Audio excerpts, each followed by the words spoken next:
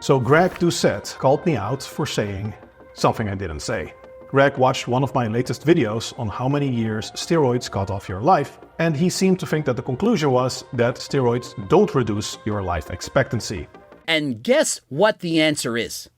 It doesn't. It doesn't shorten your life. Now, I encourage everyone interested in the topic to watch the video in full, so you can form your own opinion. Watch the video! But in a nutshell, the video said that on average, doped athletes live longer still, a little bit, than the general population and than their siblings.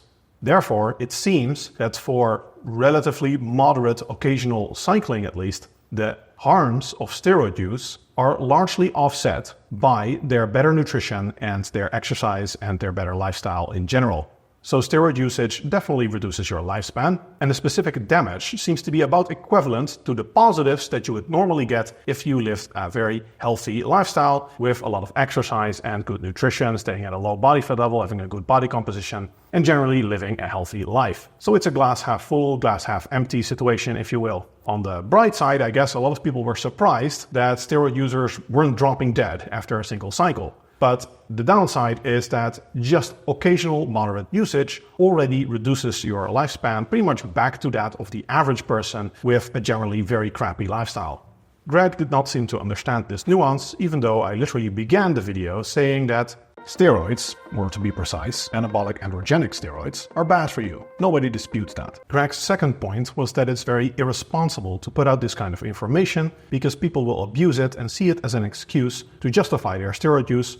Greg even went so far as to say that I glorified steroid usage. And hey, it's up to you what you do with that knowledge. Do you know what people are going to do with that knowledge? They're going to use steroids and they're going to abuse them. I disagree.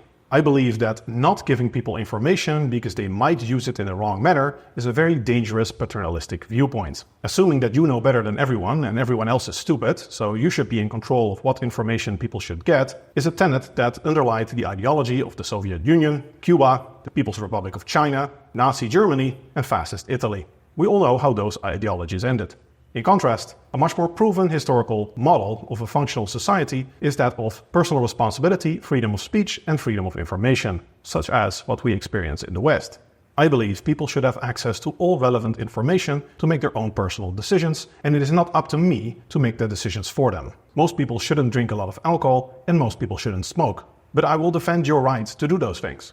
While we're talking about truth and responsibility, there are a few more things that need to be said. I don't like to do this, I never like to make things personal, and I never discuss persons, I always like to discuss ideas, but in this case, Greg already made it personal and even called me a jerk.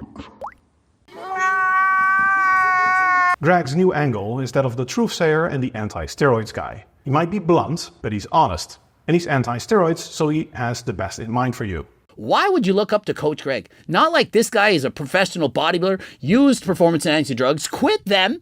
And why? Because they're bad for you, can shorten your life. I'm a big proponent of the truth, and I think most people shouldn't use steroids, so I respect both of those things. Unfortunately, when we look at Greg's actions rather than his words, he hasn't been exactly living as a truthsayer or an anti-steroid type of guy. I'm reading an official news report here saying that Greg Austin Doucette, 37 years old, is charged with possessing, smuggling, importing, trafficking, and distributing steroids under the Customs Act and the Controlled Drugs and Substances Act. Not only has Greg been charged with selling steroids, it seems they were fake steroids. The Canada Border Services Agency alleges that Doucette was repackaging and selling the steroids under a fake brand name, Cypher Farm. They said other drugs were packaged under counterfeit Cialis and Viagra labels. So Greg, after you got caught selling fake steroids, you started selling bunk supplements. And then there was the whole thing about the testosterone you're selling in independent lab work not actually containing testosterone. That what's actually in the product isn't in fact testosterone, at least not in large quantities, only in trace amounts. And then there was Jeffrey Verity Schofeld's video about your very questionable marketing and business practices, which you had taken down for supposed copyright infringement. If you purchase the diet and training bundle, the $1,000 package, if you will, you also get a personal message from Greg. Thanks, bro. Thanks for the money, bro. And then there was your ban as a judge from the CPA. And these are just the things I remember from spending all this time in the industry. I don't follow you and I know these things, so these are probably just the tip of the iceberg. So Greg, Don't talk to me about responsibility. Stick to yelling at the mic.